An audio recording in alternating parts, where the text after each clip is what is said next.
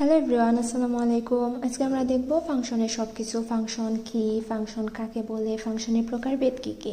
তো চলো আমরা ক্লাসটা শুরু করি। এখন প্রথমে ধরো আমাদের ফাংশন কি, তোমাদের সুবিধার্থে আমি এখানে নোটটা করে রেখেছি, তার জন্য আমরা ইজিলি এটা বুঝতে পারি। তো ধরো প্রথমে আমাদের লেখা আছে ফাংশনের ডেফিনেশন। ফাংশনের ডেফিনেশনে কি লেখা আছে? A function from a set d to a set r is a rule that assigns a unique element f of x in r to each element x in d। এটা আমাদের কাছে একটু হজবড়া লাগতে পারে, চলো আমরা একটা এক্সাম্পল দিয়ে দেখি। ধরো এটা মানে কি, ধরো আমাদের কাছে ডি একটা সেট আছে, তোমার এইখানে 1 2 3।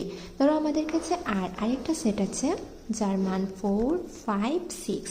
এখন আমাদের এই দুইটার মাঝে আমরা দেখব যে ফাংশনের ক্ষেত্রে এক্স আর ওয়াই এর একাধিক ভ্যালু পাবো না, মানে এইটাই ফাংশন। সহজ সরল কথায় আমরা এক্স এর জন্য ওয়াই এর মান পাবো। সো চলো এখন আমরা আপনাদের দেখব লিনিয়ার ফাংশন। লিনিয়ার ফাংশন কি? Linear function, a function of the form y equal mx plus c is called a linear function. তো লিনিয়ার ফাংশন এখন আমরা সবাই জানি, লিনিয়ার ফাংশন মানে হলো আপনার এইখানে একটা সরল রেখা হবে, এইটাই লিনিয়ার ফাংশন, যেটা y equal mx plus c। এখন আমরা দেখো, এখন এইটা যদি আমরা একটা এক্সাম্পল দিয়ে দেখি, ধরো y equal 2x plus c, যেখানে আমার এম এর ক্ষেত্রে m হলো ঢাল, x হলো একটা বিন্দু, y সি হলো একটা ছেদবিন্দু। এখন y equal to x plus c এর y টু এক্স প্লাস 5 ধরো। এখন মানে y টু এক্স পর্যন্ত যাবে, যাওয়ার পর y এর ঢাল হবে 2, তারপর এক্স পর্যন্ত যাবে, ছেদবিন্দু হবে 5। এটা আমরা ইজিলি বুঝতে পারবো যে y এর ক্ষেত্রে কী হবে। তারপর ধরো আমরা দেখি এখানে আছে পাওয়ার ফাংশন। তো পাওয়ার ফাংশন কি? পাওয়ার ফাংশন হলো a function of the form y equal ax to the power n is called a power function।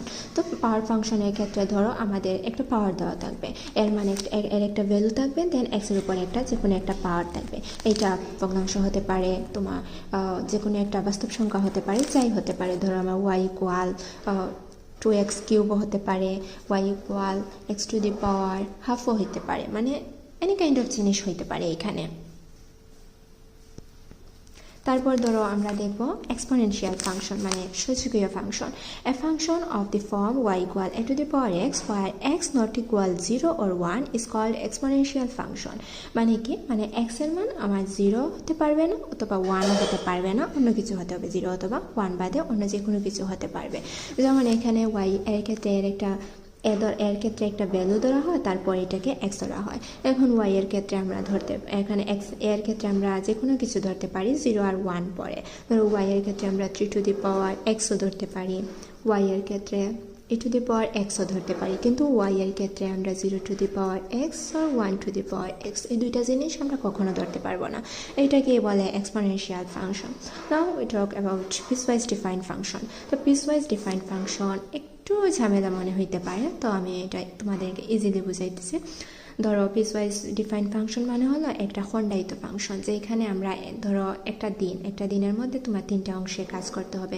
ধরো 8টা থেকে 10টা পর্যন্ত তোমার একটা ক্লাস আছে, দেন 10টা থেকে 11টা পর্যন্ত টিফিন, আবার 11টা থেকে 12টা পর্যন্ত আবার তোমার ক্লাস আছে। সো এই 3টাকে যদি তুমি ডিভাইড করো, তাহলে তুমি একটা মানে লেখচিত্র পাইবা, গ্রাফ পাইবা। তো এটা কি আমরা ইজিলি বলতে পারি যে এইটা পিসওয়াইজ ফাংশন। তো এখানে পিসওয়াইজ ফাংশন, ধরো আমরা একটা যদি এক্সাম্পল দিয়ে দেখি।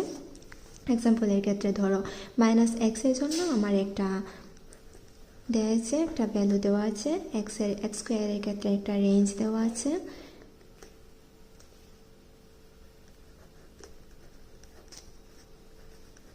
ওয়ানের ক্ষেত্রে আরেকটা দেওয়া আছে, মানে এইখানে 1। ধরো এই 3টার জন্য আমার দেওয়া আছে আলাদা আলাদা করে। এখন এই 3টার জন্য আমি একটা স্পেসিফিক ভ্যালু বসাবো, স্পেসিফিক ভ্যালু বসিয়ে আমরা দেখবো। ধরো ফার্স্টেরটাতে আছে আমার এক্স এর মান 0 থেকে ছোটো হইতে হবে, 0 থেকে ছোটো হইতে হবে। আমি এক্স এর মান যদি ধরি এক্স এর মান যদি আমি -2 ধরি, তো এক্স এর মান যদি আমি -2 ধরি আমার আসবে 2। আবার নিচেরটা এক্স স্কোয়ারের ক্ষেত্রে বলছে কি 0 থেকে বড় হতে হবে, 1-এর থেকে ছোটো হতে হবে। 1-এর থেকে ছোটো হতে হবে, ওইটা থেকে আমি 0.5ও ধরতে পারি। তো 0.5 ধরলে হবে আমার 0.5 হোল স্কোয়ার 0.25। এখন 1-এর ক্ষেত্রে আমি যদি এক্স এর মান ধরি 1-এর থেকে বড় হইতে হবে, 3 ধরলে আনসার 1ই হবে। সো এইখানে হলো তো মানে পিসওয়াইজ ডিফাইন ফাংশন মানে হলো তোমার একটা ফাংশনে এক্স এর বিভিন্ন ভ্যালু দেওয়া থাকবে, এক্স এর বিভিন্ন রেঞ্জ দেওয়া থাকবে, এইটা মানে এক্স এর যে কন্ডিশনটা দেওয়া থাকবে এই কন্ডিশনের উপর বেস করে তোমাকে একটা গ্রাফ আঁকতে হবে। এটাই হলো আমাদের পিসওয়াইজ ডিফাইন ফাংশন। সো আমরা আজকে এতটুকু পর্যন্তই পড়লাম। আমরা নেক্সট ক্লাসে আরও অনেক কিছুই দেখবো। আশা করি তোমরা এই ক্লাসগুলো বুঝেছো। যদি বুঝে থাকো আমার চ্যানেলটা সাবস্ক্রাইব করে দিবা অ্যান্ড অবশ্যই শেয়ার করে দিবা। হ্যালো এভরিওয়ান, আসসালামু আলাইকুম। আজকে আমরা দেখব ফাংশনের সব কিছু, ফাংশন কি, ফাংশন কাকে ভাগতে হবে, এটাই হলো আমাদের পিসওয়াইজ ডিফাইন ফাংশন।